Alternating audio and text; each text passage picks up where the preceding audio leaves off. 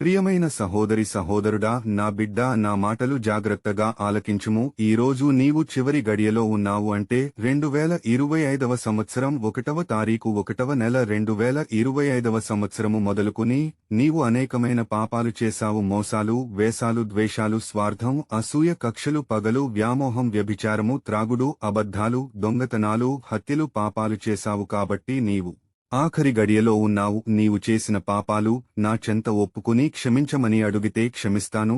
ఎవరి పాపములనైనా క్షమించేవాడను నేనే, నీ దేవుడైన యేసయ్యను. నీవు ఎంతో మందిని తిట్టావు, కొట్టావు, చెడుగా చూశావు, చెడుగా మాట్లాడావు, నీ స్వార్థం కోసం ఎదుటివారిని నిందించావు, అవమానించావు. నీలో ఉన్న చెడు గుణములు, చెడు పాపములు తొలగిపోవాలంటే నా సెంత నీ పాపములు ఒప్పుకొని ఇక నుండి అయినా నీవు పాపము చేయకుము. అబద్ధ ప్రవక్తలు వస్తారు, నేను దేవుడు పంపిన ప్రవక్తను, సేవకుడను అని మోసం చేస్తారు. జాగ్రత్తగా ఉండుము. ఆ సంఘములో వాక్యము లేదు, నా సంఘములోనికి రా అని కళ్ళు బొళ్ళు కబుర్లు చెప్పి కాల్చిన కడ్డీ వలె నిన్ను వారి సంఘంలోనికి మార్చుకుంటారు. నేను బాగా వాక్యము చెబుతాను, పాటలు పాడతాను అని స్వలాభము కోసం నిన్ను మోసం చేస్తారు. జాగ్రత్త. డబ్బు సంపాదించుకోవడానికి నిన్ను తికమక పెడతారు. జాగ్రత్తగా ఉండుము. కపట ప్రవక్తలు చెప్పే మోసపూరిత మాటలు నమ్మి నీవు మోసపోతావేమో. కళ్ళు తెరిచి జాగ్రత్తగా ఉండుము. నీవు మోసపోయావంటే సర్వమును దోచేస్తారు. జాగ్రత్త. నేనే క్రీస్తును అని చెప్పి మోసం చేయడానికి ముందుగా జాగ్రత్త పడము. చాలామంది మనలో ఉన్నవారు కాదు కాబట్టి మనల నుండి వెళ్లిపోయారు. వారు మనవారు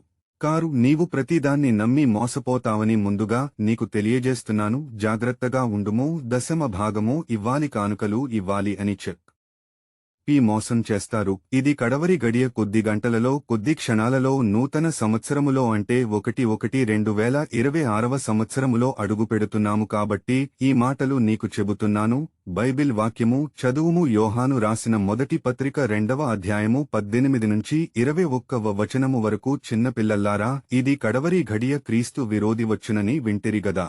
ఇప్పుడు అనేకులైన క్రీస్తు విరోధులు బయలుదేరి ఉన్నారు. ఇది కడవరి గడియ అని దీని చేత తెలుసుకొనుచున్నాము.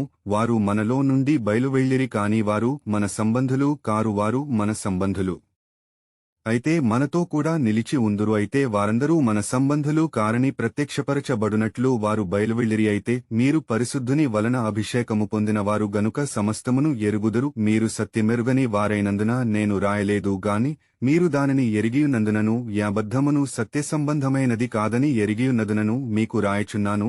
నీవు నా మాటలు విని మోసపోవని ఈ మాటలను నీకు తెలియజేయుచున్నాను. నీ ప్రభుడను నీ దేవుడనైన యేసయ్యను నా మాటలు నమ్ము. ఆమెన్.